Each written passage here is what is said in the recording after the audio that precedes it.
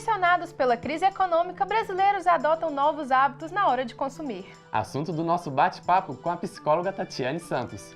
E veja também garis talentosos além do trabalho nas ruas. A surpreendente história da Gari dos Piercings. E ainda uma associação que faz do lixo uma forma de transformar vidas. Veja tudo isso agora no Interface.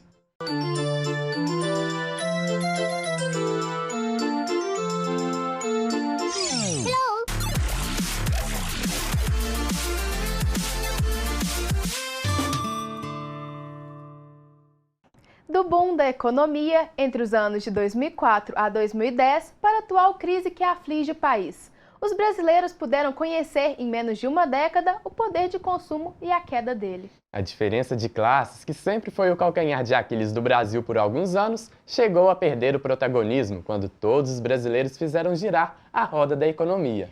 Assim como tantas outras, esta fase passou. Pode ser que volte, mas enquanto dura, o fato é que o mercado vai sendo reformulado, pressionando a criatividade e abrindo espaço para novos hábitos. Afinal, crises também fazem oportunidades. É fato que vivemos transtornos políticos e econômicos, o que pode ser um bom momento para rever conceitos. Promoções? Muitas, mas ainda insuficientes para fazer o consumidor entrar nas lojas. E se não entra, ficam assim, paradas. Olha daqui, olha dali e, no fim, resistir parece ser a melhor opção. Conferir e comparar os preços é importante. Estou comprando e fazendo as pesquisas de preços. A gente sai, vê assim, por exemplo, quero um sapato, eu vou em várias sapatarias antes, olho, se tiver um produto mais ou menos parecido, eu levo o que for mais barato. Tanto cuidado na hora das compras resultou na queda de mais de 4% no comércio de Belo Horizonte e no Brasil, em 2015. E as previsões para este ano não são nada boas. Haja estratégias para tentar driblar este momento. Se você não se diferenciar, não criar, você não vai sobreviver no mercado, né? Porque o mercado começa a ficar mais restrito, né? Então o que a gente percebe é que o comerciante que se distinguir nessa criatividade, conseguir trazer o consumidor com algo diferente para a sua loja, ele vai conseguir sobreviver nessa época de crise. O comércio na Savassi não é mais o mesmo. Basta ver o movimento ou a falta dele. 1, 2, 3 das mais de 1.400 lojas que deixaram de existir em Belo Horizonte só no ano passado. Por outro lado, o segmento de reparos segue na contramão e o número de pessoas que procuram esse tipo de serviço aumenta a cada dia. Nesta loja, o movimento aumentou em 50% nos últimos 3 meses. Foi preciso até um reforço na mão de obra. João, resultado que contraria esse cenário de crise, não é mesmo? Isso, com certeza. Nesses últimos tempos, nesses últimos 3 meses, a demanda foi muito maior, do que o esperado e o pessoal, você vê que a crise está afetando, todo mundo, então o pessoal está preferindo reformar ao invés de comprar um novo. Parece mesmo que o brasileiro tem mudado o comportamento. Com o orçamento curto, retomar antigos hábitos pode ser a nova moda. E o pessoal antigamente que eu falo assim, há 20, 30 anos atrás, eles reformavam, mas também muito por gosto. E não era tão descartável igual hoje. Hoje o segmento tem muita coisa muito descartável por causa dos importados, entendeu? Então é muito fácil você comprar, usar e jogar fora. E antes não, antes o produto tinha mais qualidade também, entendeu? As pessoas vão se ajustando àquilo que é a sua necessidade. Ela comprava um produto mais caro, hoje está comprando um produto mais barato, está tendo mais atenção aos preços, está fazendo pesquisa. Essa mudança é a mudança que já vem mesmo sendo prevista. Um ajuste daqui, outro dali e o número de produtos consertados tem só aumentado. Nesta loja, o movimento cresceu 20% só no primeiro trimestre deste ano. E tudo porque a nova consciência de consumo tem sido repassada também para a meninada. Eu já estou trabalhando, como se diz, pro Círio do Círio. O pai trazia seu brinquedo, agora eu trabalho para o seu filho, eu estou para o filho do seu neto já, né? Mas todo mundo vem aqui, graças a Deus. E até para quem não aprendeu durante a infância, nunca é tarde para novos hábitos. E esta jovem que o diga, o celular nas mãos dela numa outra época já estaria no lixo. Tudo por causa de um pequeno problema, que além de ter sido resolvido, mostrou a ela que existem alternativas. A gente vai começar a consertar mais, para manter mais o que já tem, se isso for possível, né? E questão, eu acho que o que vai me pegar mais é a questão ecológica. Eu acho que daqui para frente o que tem de mais a crescer é a preocupação com a ecologia. Então é não descartar se tem conserto, entendeu? Porque até hoje, por exemplo, você não consegue consertar, mas você vende.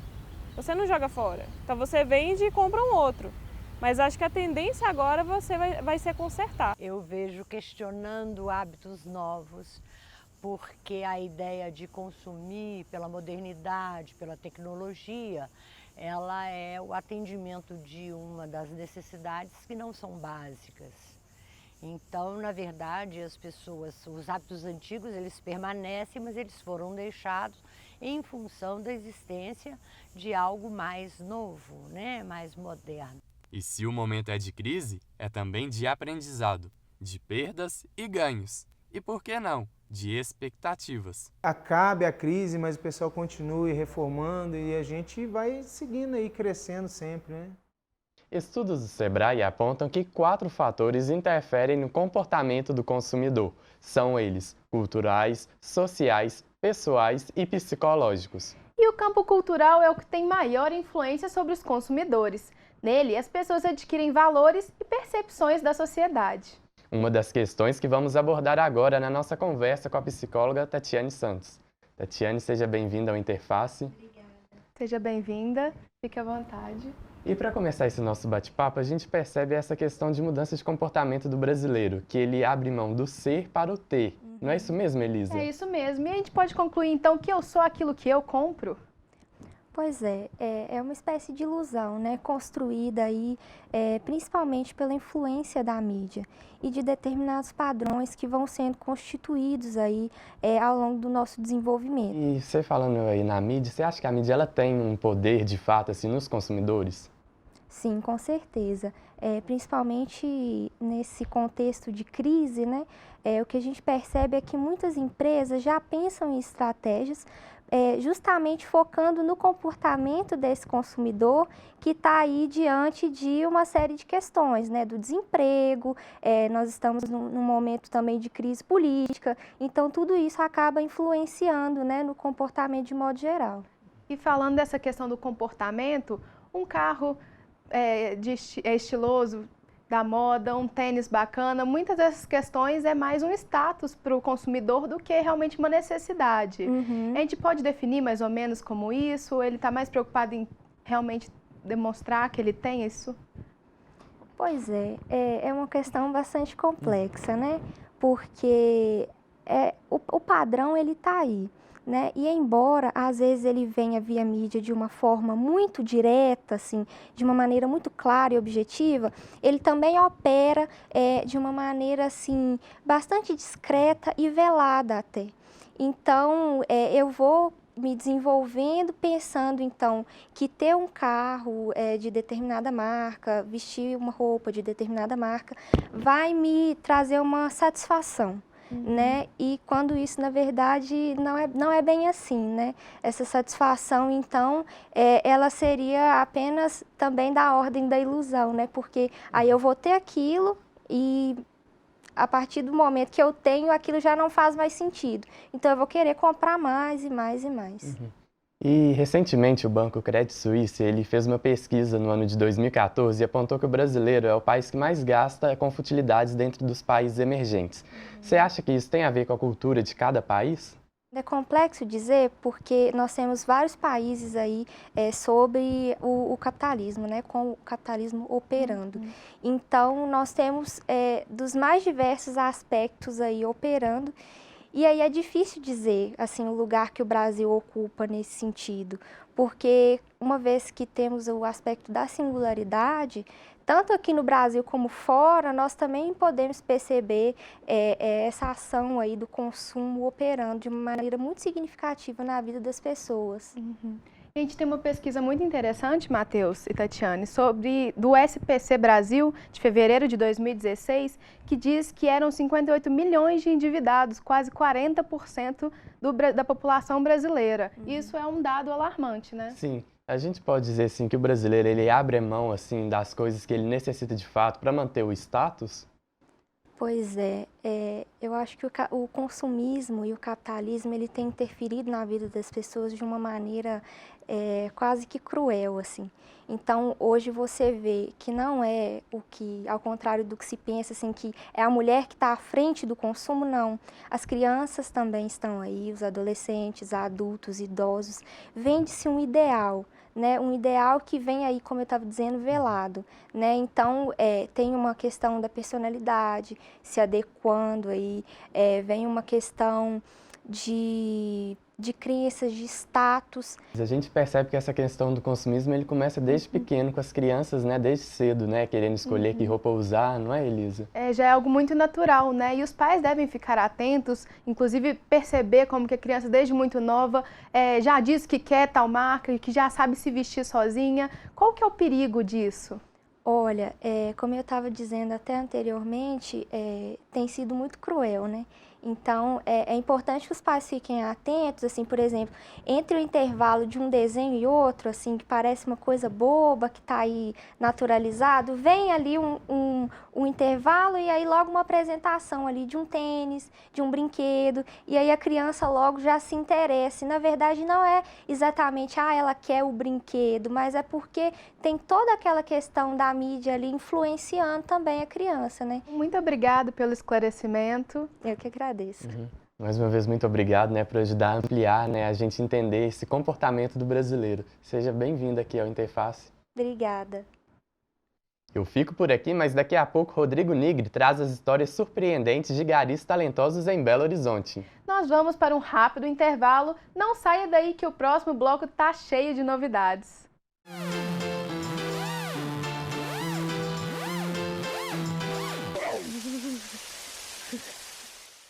Um cliente satisfeito te traz 10 pessoas para você. Um mal satisfeito te tira 100 da sua loja. Então a gente tenta agradar o máximo possível. Antigamente a gente estragava, ficava com preguiça, comprava um novo e jogava o outro fora. Então assim, agora a gente tá... Coisas que estragam lá em casa a gente está consertando, porque quando está na garantia você não paga nada. O pessoal antigamente que eu falo assim, né, há 20, 30 anos atrás, eles reformavam, né? Mas também muito por gosto. E não era tão descartável igual hoje.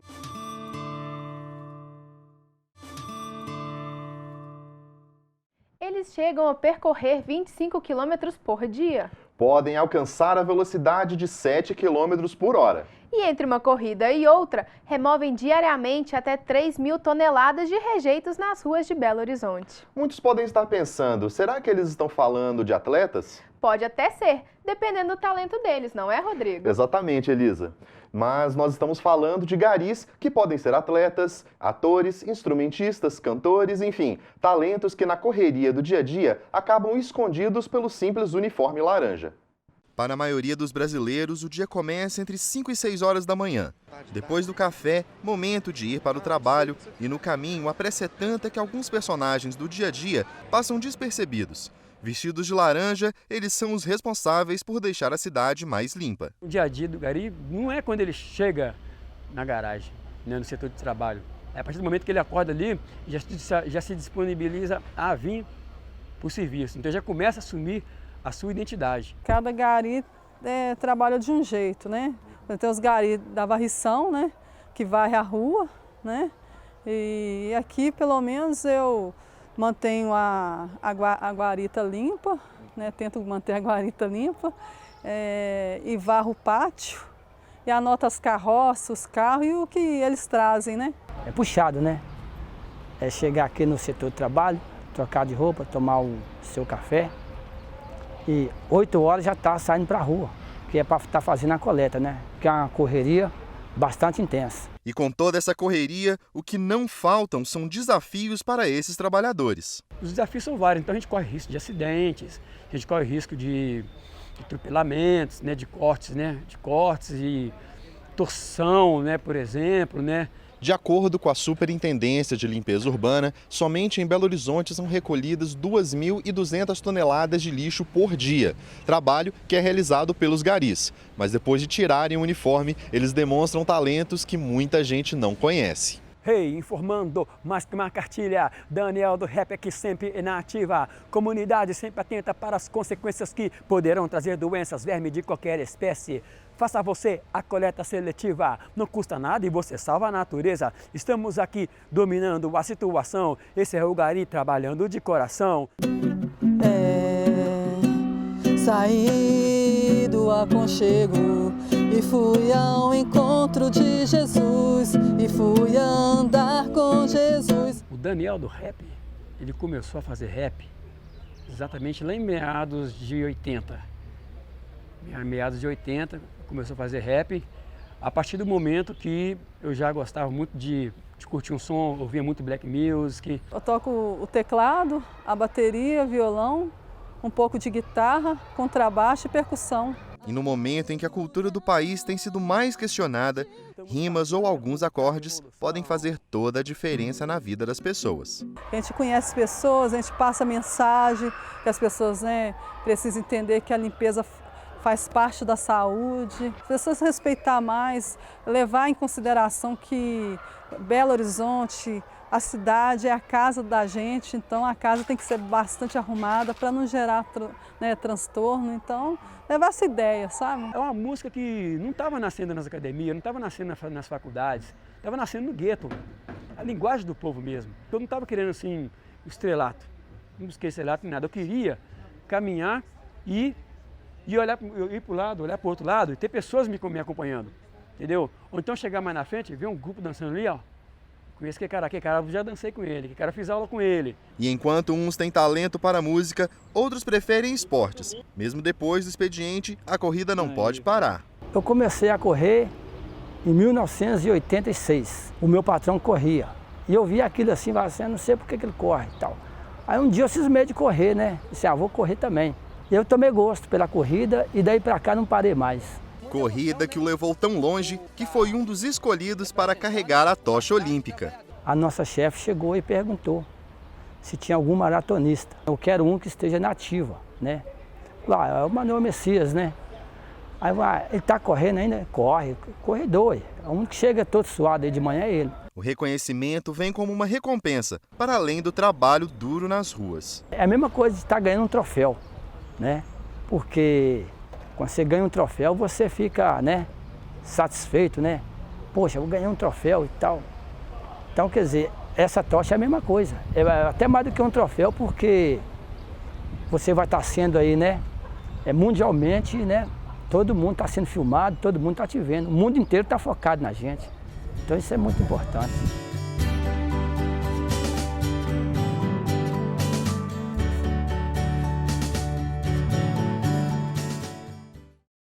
Atualmente, Belo Horizonte conta com quase 3.000 profissionais da limpeza. Imagine conhecer a história de cada um deles. Já que não dá, que tal entender a que talvez desperte a maior curiosidade? A trajetória de Margarete dos Piercings. O que para muitos pode ser estranho, para ela é a construção de uma identidade, que pode ser conferida de perto bem no centro da capital.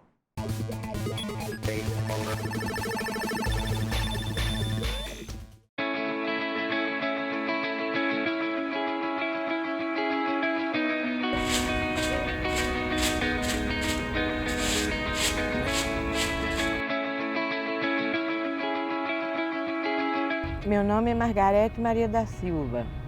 Eu sou barredeira da SLU, mas estou emprestada aqui no Parque Municipal. Já faz 6 anos que eu estou aqui com eles. Por que ser gari? Porque foi o emprego que eu arrumei e gostei dele. E estou agarrada aqui, já vai para 29 anos que eu estou com eles aqui. Eu gosto de barrer e adoro meu trabalho. Minha mãe, lá em casa tinha 7 pessoas. O que minha mãe fez? Um belo dia, eu fiz 8 anos. No dia que eu ia completar 8 anos de idade, a minha mãe chega em casa e falou assim, de noite você veste a roupa porque eu não tenho nada para te dar. Mas eu vou te levar numa praça pública, porque vai passar um filme de índio, chama Indíndio. E eu vou te levar para você poder assistir. Quando o filme acabou, a minha mãe falou para mim assim, pois é, você viu, eu não tive nada para te dar, mas te deu uma coisa boa. Eu falei, que coisa boa? O filme que você assistiu, eu falei assim, valeu a pena, mãe. Aí o que aconteceu comigo? Eu fiquei tão impressionada que eu achei que eu era índia também. Eu mesmo que me enfeito eu, porque foi eu que me enfeitei desde pequenininha. Só que eu não sabia que os pessoal ia gostar, que alguém ia gostar. Eu fiz para agradar só a minha mãe. Eu achei que ela gostava muito de índio, então eu quis dar ela uma. E dei. E dei que eu sabia que eu era índia e acabou.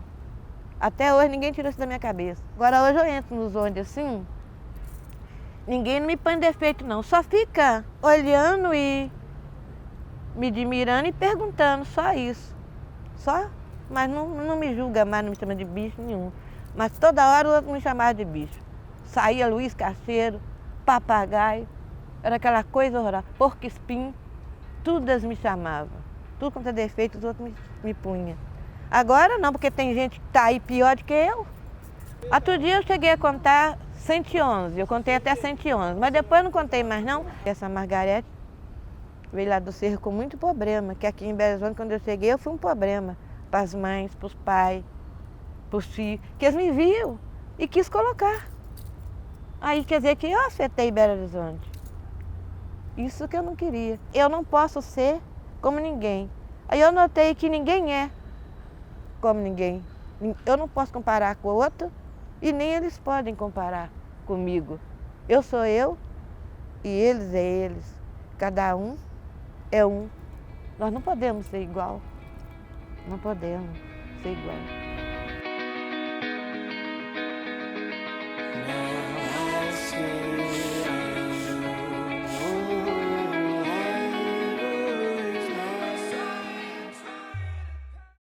Eles compõem a paisagem urbana que nem todos gostam de ver. Exercem um trabalho que muitos preferem ignorar.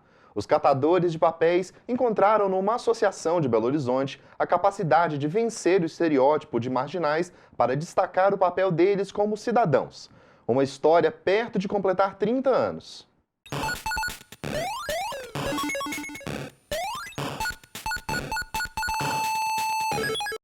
Tudo que eu tenho, eu conquistei aqui. Tudo que eu tenho, eu conquistei aqui. Uma boa casa, cuidando dos nossos filhos direitinho. Estudam os filhos. Todos meus filhos. Graças a Deus. Não é de hoje, não é de ontem. É de mais de 60 anos. Mais de meio século compondo a cena de Belo Horizonte. E não é cena de ficção. É de uma realidade bem típica das metrópoles, sobretudo as brasileiras. Catadores de papéis, sim, e com orgulho. O passar dos anos permitiu isso, pois já houve época que esse peso já foi maior, quando junto dos recicláveis carregavam também o carimbo de marginais. Eram perseguidos por policiais, reprimidos por fiscais, enfrentavam a fúria da sociedade. Faziam esse trabalho à noite, para não incomodar a população, a mesma que joga este lixo, seja de dia ou de noite. Mas o que mudou? Tanta coisa. As identidades perdidas entre ruas foram somadas, ganhando o nome de ASMARE, Associação dos Catadores de Papel, Papelão e Materiais Recicláveis. Já o sobrenome, este fica por nossa conta. Pode ser reciclagem de vidas, que tal dignidade extraída do lixo, ou superação e cidadania. Não gostou? Talvez se convença quando entender melhor a trajetória dessas carrocinhas isoladas que muito incomodam a paisagem urbana, tomadas uma daqui, outra dali, no final de um mês, mais de 400 toneladas de lixo a menos nas ruas da capital. Tudo isso? Sim. E tudo dos nossos hábitos. Se esta cena incomoda, é fato que fomos nós quem a produzimos para depois, ironicamente, sermos espectadores dela.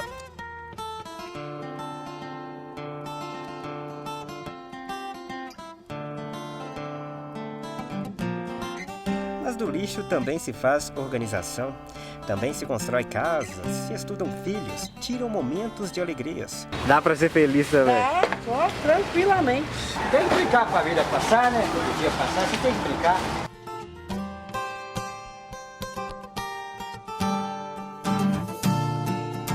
Afinal, Essas carroças têm destino, que vão ao encontro de mãos que têm propostas sustentar diretamente mais de 1.000 pessoas em apenas uma das associações.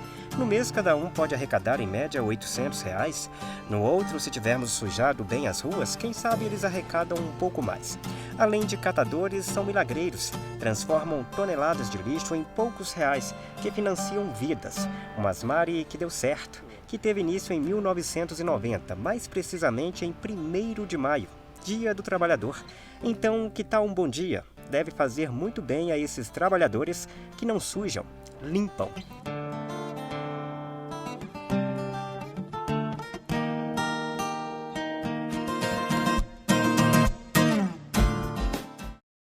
Esta edição do Interface chegou ao fim. Não perca o programa da semana que vem, que vai falar sobre pichações e grafites em Belo Horizonte. Um assunto que sempre divide opiniões. E se você quiser rever esta ou outra edição do Interface, não deixe de conferir o canal da PUC TV no YouTube. Aproveite para deixar seu comentário e suas sugestões nas nossas redes sociais. Até lá!